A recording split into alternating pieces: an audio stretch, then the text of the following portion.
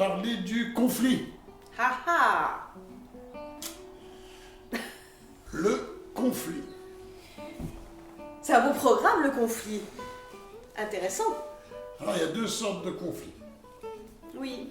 Il y a ce qui est de l'ordre des conflits internes, mais là, on en parlera une autre fois. C'est quand j'hésite, il y a deux parts de moi qui sont en conflit à l'intérieur de moi. Une part qui voudrait faire comme ci, une part qui voulait faire comme ça, une part qui vit comme ci, une part qui vit comme ça. Voilà. Bon, on peut parler d'un conflit interne. On a beaucoup de conflits internes à l'intérieur de nous régulièrement, plus ou moins profonds, plus ou moins handicapants. Mais il y a les conflits externes. Le conflit externe, c'est quand je suis en conflit avec quelqu'un. Pour beaucoup, nous avons une façon d'envisager le conflit qui est très en lien avec la manière dont on s'est construit en tant qu'enfant. Pour certains, le conflit, c'est presque une façon d'exister. Il y a des gens qui sont permanence en conflit, qui cherchent, on sent bien qu'ils cherchent le conflit, sont contents quand il y a du conflit.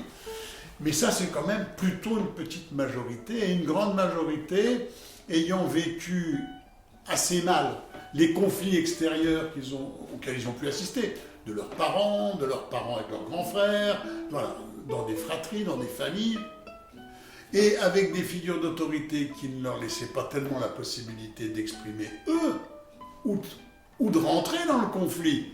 Tu te tais, tu montes dans ta chambre. C'est sûr que ça ne permet pas beaucoup d'expérimenter c'est quoi le conflit, comment je peux rentrer à l'aise dans le conflit. Alors, du coup, pour tous ces gens-là, il y en a beaucoup, je vous salue, les éviteurs de conflits, ceux qui ont été dans les familles et qui le sont encore partout dans leur vie. Dès qu'ils sentent qu'il y a quelque chose, qu'ils vont intervenir. Non, mais tu sais, ils disaient pas ça. Il y a des gens qui ne peuvent pas faire autrement. Dès qu'ils sentent l'odeur, qui pressentent l'odeur du conflit, ils sont mal à l'aise. Et si en plus ça les concerne directement, alors là, il n'y a plus personne parce qu'ils sont dans l'évitement complet du conflit. Donc ils vont éviter aussi d'aborder certains sujets. Ils peuvent même dire que ça va bien des fois dans leur couple. Ça va bien. Ils sont extrêmement malheureux, mais ça va bien. On s'engueule jamais. Bien sûr, puisque j'évite en permanence tous les sujets, tout ce qui pourrait ouvrir au moindre conflit. Donc c'est plus de l'adaptation, c'est de la soumission. C'est de la suradaptation, de la soumission.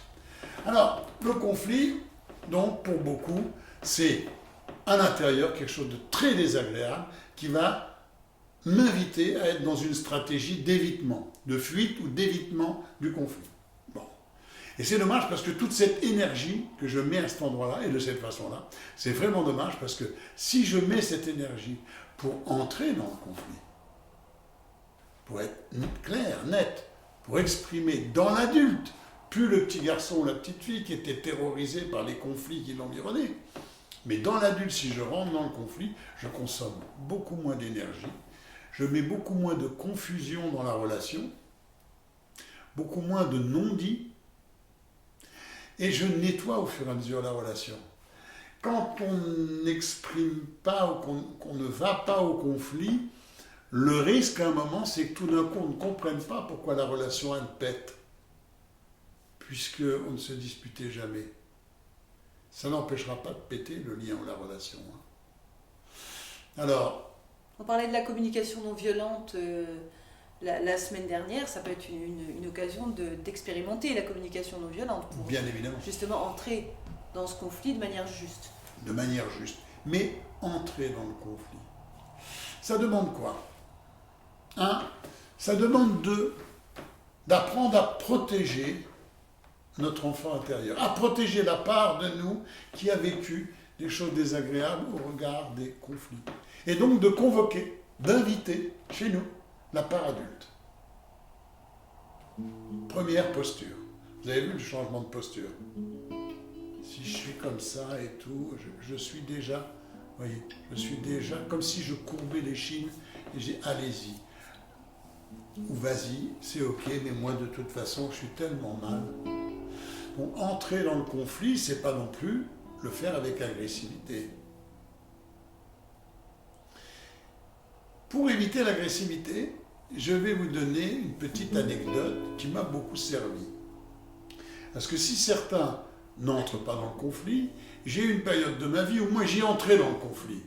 Mais j'y entrais d'une manière plutôt agressive, violente. Si je sentais que quelqu'un me cherchait, je vous certifie que j'y montais.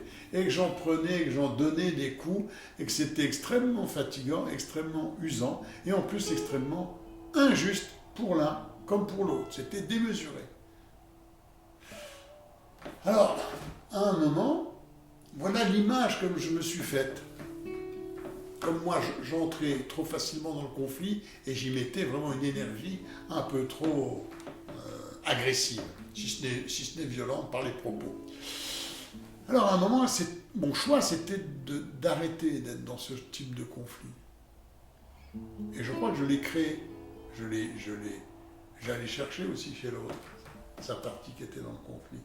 Et là, j'ai choisi de faire différemment en imaginant dans ma tête, et vous pouvez le faire pour certains, vous le ferez après, quand on aura terminé cette vidéo.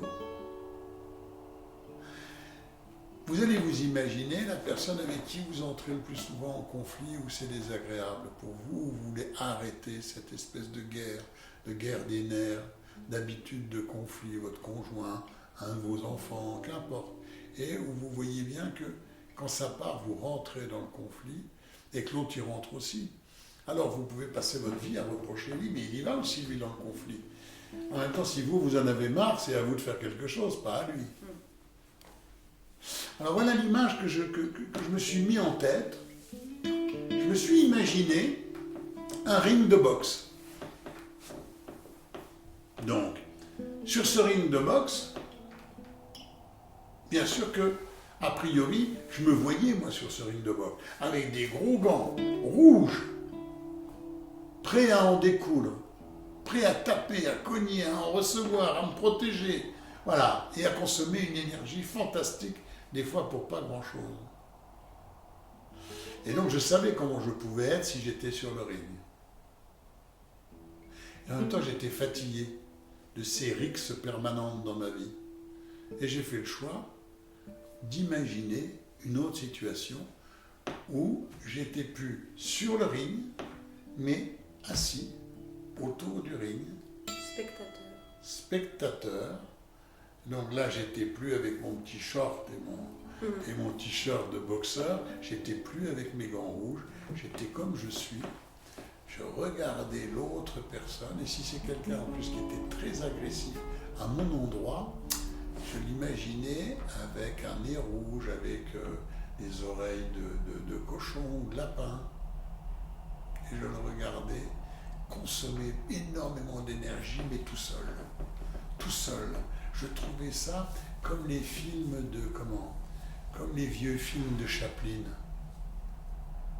Je le voyais, je le faisais tourner à toute vitesse, ce film, et il était là, tac, tac, tac, tac, tac, mais il était tout seul sur le ring.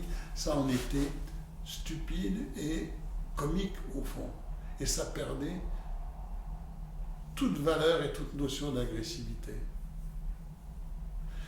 En tout cas, moi, ça m'a bien aidé, cette représentation. C'est-à-dire que quand je rencontrais certaines personnes où je savais qu'il y avait un risque de rix, parce que c'était des gens qui partaient vite, voilà, je me faisais cette représentation, et si je les entendais ou si je les voyais qui commençaient à monter,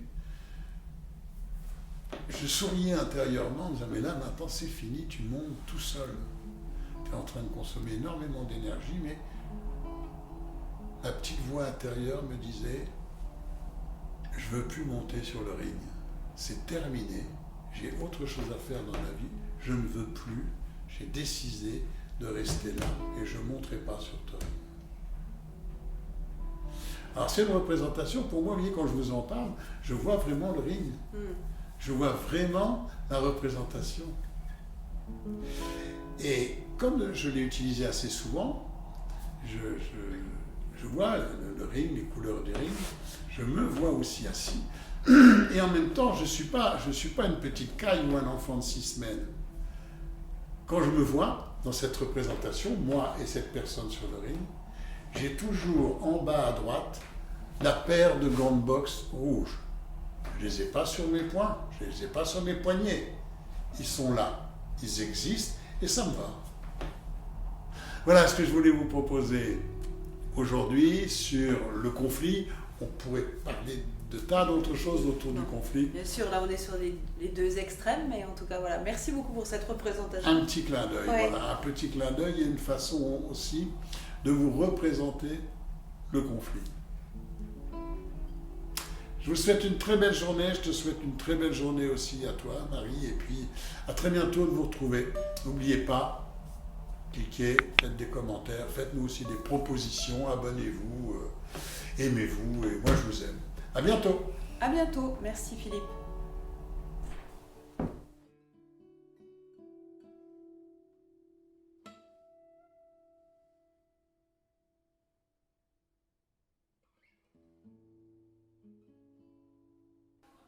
Bon ben, je suis tout seul ou quoi? C'est quoi ce travail? Eh oh, Marie!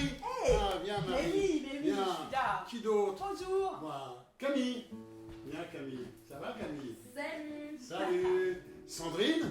Elle est où Sandrine? Je suis là. Ah, Sandrine. Sandrine. Salut Sandrine! Qu'est-ce que tu nous manques? Steve?